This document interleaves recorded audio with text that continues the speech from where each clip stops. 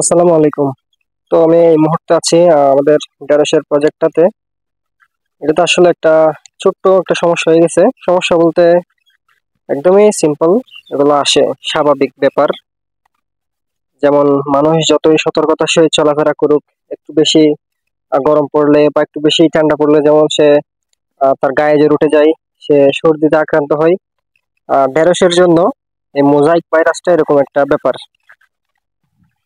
এটা যেহেতু ভাইরাস, এটা কোনো ধরনের জৈব বালাইনাশক বা অন্য কোনো বালাইনাশক ব্যবহার করার মাধ্যমে নিরাময় করা এক প্রকার অসম্ভব। কারণ ভাইরাস বিষয়টা তো আশা করি আমরা সকলেই বুঝি, ছড়িয়ে যায়।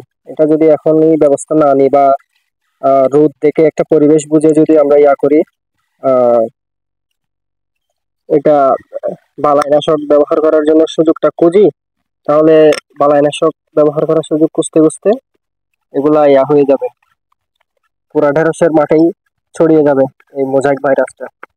এই কারণে এটার একদম সহজ সমাধান এবং একমাত্র সমাধান এটাই যে পাতাগুলো প্রত্যেকটা পাতাই কেটে ফেলতে হবে, ছোট হোক বড় হোক। আমি আমার ভিডিওতে যেভাবে বলছি যে গাছে একটা প্রভাব সৃষ্টি করে প্রেসারাইজ করতেছে বড় পাতাগুলো, ওই বড় পাতাগুলা ছাড়াও ছোট পাতাতেও যদি মোজাইক দেখা যায়, সরাসরি পাতাগুলা কেটে নিয়ে ফেলতে হবে। কারণ এটা ভাইরাস জনিত রোগ, এটার সাথে কোনো আর্গুমেন্ট করা যাবে না বা এটা বালাইনাশক ব্যবহার করার জন্য সময় নেওয়া যাবে না। কারণ আমরা যদি বালাইনাশক ব্যবহার করার সুযোগটা খুঁজতে যাই, তাহলে এটা পুরা ঢেঁড়স মাঠেই ছড়াই যাবে এই মোজাইক ভাইরাসটা। তো এটা আসলে ঘাবড়ানোর তেমন কিছু নাই। ভাইরাস জনিত রোগ আমাদেরও হয়, গাছেদেরও যেহেতু প্রাণ আছে তাদেরও হয়, এটা একটা ব্যাপার আর কি। তো এই বিষয়টা একটু ইয়াদ রাখতে হবে যে মোজাইক যদি আসে, তাহলে কোনো ধরনের জৈব বালাইনাশক বা যে কোনো বালাইনাশক ব্যবহার করার জন্য অপেক্ষা করা যাবে না। সোজা পাতাগুলো একদম কেটে ফেলে দিতে হবে। যদি পারা যায় পুরো গাছটাই কেটে ফেলে দিন, এটা হবে সবচেয়ে ভালো। আমার এখানে যেহেতু এখনো পুরোপুরি ভাবে আক্রান্ত করতে পারে নাই, দুইটা পাতা বা এক দুইটা গাছের মধ্যে আক্রমণ করছে, ওই কারণে আমি কি করতেছি, পাতাগুলা কেটে নিয়ে ফেলতেছি। তো পাতাগুলা কেটে এক পাশে করে এগুলা জ্বালাই দিব, যাতে করে এক পাশে ফেলে রাখলে ওইখান থেকে যাতে মোজাইকটা আক্রান্ত করতে না পারে অন্য কোনো গাছকে। এটাই আর কি।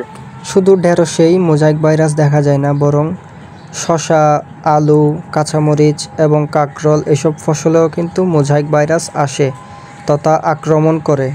তো এই আক্রমণটা কিভাবে হয় বা কি দেখে আমরা বুঝবো যে মোজাইক ভাইরাসের আক্রমণ এটি, সেটি তো শুরুর ক্লিপসেই দেখিয়েছিলাম যে পাতা কী রূপ আকার ধারণ করে, সবুজ থেকে লালচে বা হলুদাভ বর্ণ ধারণ করে মোজাইক পাথরের মতো হয়ে যায় অনেকটা। তো এটা দেখলে আমরা বুঝবো যে মোজাইক ভাইরাসের আক্রমণ এটি। তো এটি দেখার সাথে সাথেই আমরা তাৎক্ষণিক ব্যবস্থা নিব তথা পাতাগুলি কেটে ফেলে দিব, যদি পারি জ্বালিয়ে দিব। সম্পূর্ণ ভিডিওটা দেখার জন্য ধন্যবাদ সবাইকে। আশা করি ছোটোখাটো সব বিষয়ে খেয়াল রাখবেন এবং আপনার ফসলকে নিরাপদ রাখবেন ইনশাআল্লাহ।